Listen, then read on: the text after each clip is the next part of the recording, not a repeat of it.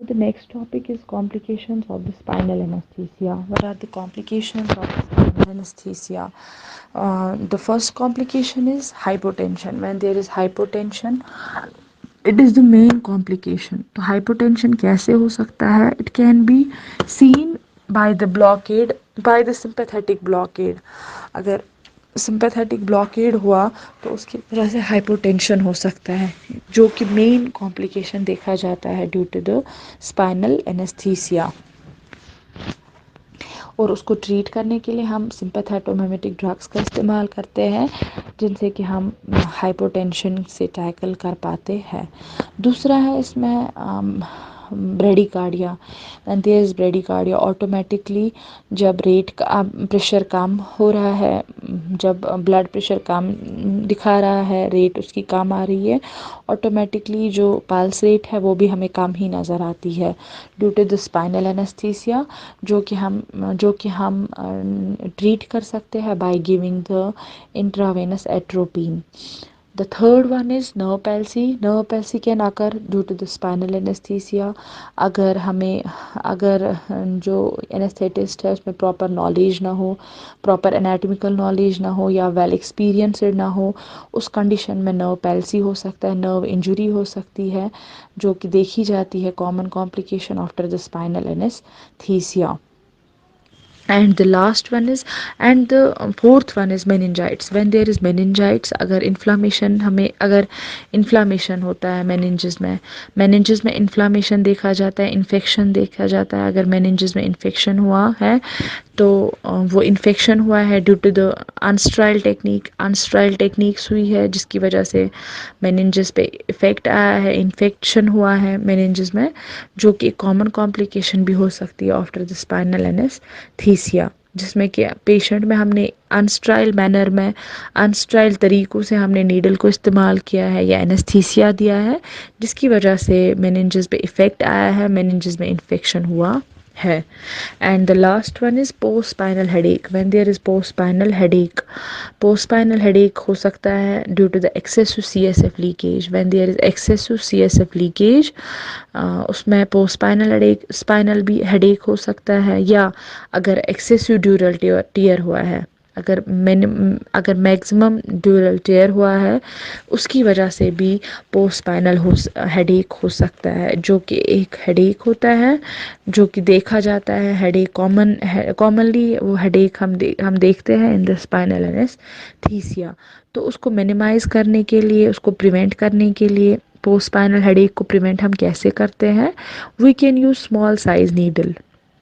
सबसे पतली वाली नीडल, सबसे स्मॉल साइज नीडल का इस्तेमाल किया जाता है, जिसकी वजह से हम जो ड्यूरल टीयर है उसको मिनिमाइज कर सकते हैं, ताकि जो पोस्ट स्पाइनल हेडेक है वो कम से कम चांस में हो जाए।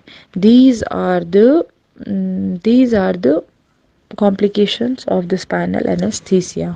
तो advantage, what are the advantage of the spinal anaesthesia? अगर हम एडवांटेज की बात करें तो पहली एडवांटेज इसमें ये देखी जाती है कि ब्लड लॉस जो है बिल्कुल कम से कम, ब्लीडिंग जो है कम से कम ब्लीडिंग होती है, और कम से कम ब्लड लॉस के चांसेस होते हैं।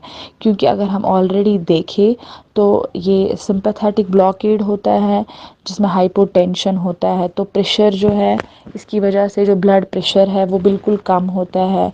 आर्टरीज में, वेन्स में ब्लड, कैपिलरीज में ब्लड फ्लो जो है बहुत कम रहता है, और उसी ब्लड कम, जो फ्लो जो कम होता है ब्लड का, उसकी वजह से बहुत ज़्यादा चांसेस रहते हैं कि कम से कम ब्लड इसमें लॉस हो जाता है। इसमें ज़्यादा ब्लड लॉस हो नहीं जाता है, इसमें बहुत कम सर्जिकल फील्ड रहता है, बहुत ब्लड लॉस सर्जिकल फील्ड रहता है।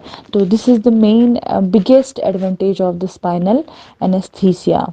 मतलब ब्लड लॉस के चांसेस बहुत ही ज़्यादा कम होते हैं, क्योंकि प्रेशर जो होता है, ब्लड प्रेशर जो होता है वो बहुत ही कम रहता है, जिसकी वजह से ब्लड लॉस भी बहुत ही कम हो जाता है। Second one is, the second advantage is that जो पेशेंट है फुली कॉन्शियस होता है।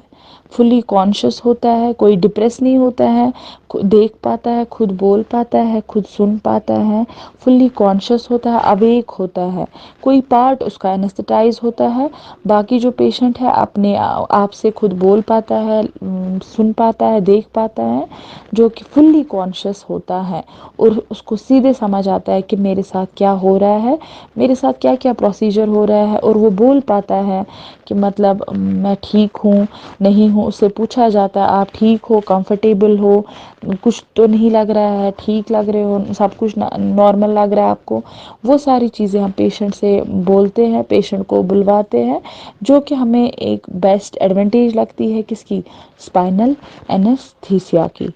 Third one is there is less post operative pain.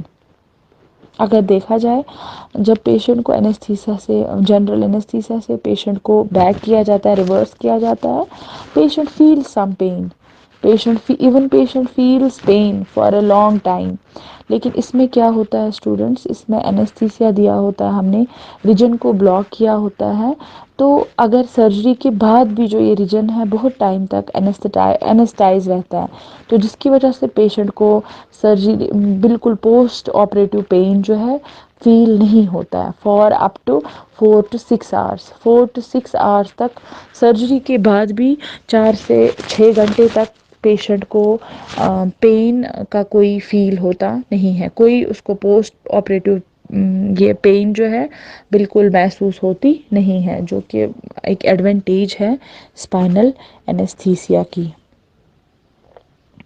چوتھی بات ہے اس کی یہ کہ مطلب ریسپیریٹری، کوئی اس میں ریسپیریٹری ڈپریشن نہیں ہے، دیر از نو ریسپیریٹری ڈپریشن، دیر از نو سرکولیٹری ڈپریشن، کوئی ریسپیریٹری ڈپریشن نہیں ہے، کوئی سرکولیٹری ڈپریشن نہیں ہے اس میں، کیونکہ پراپرلی پیشنٹ خود سے ریسپائر کرتا ہے، خود سے انسپائر کرتا ہے، ایکسپائر کرتا ہے، اس میں کوئی ایسا مطلب اس میں ایسا کوئی ریسپیریٹری ڈپریشن ہونے کا خطرہ نہیں ہوتا ہے as compare to that of general anesthesia.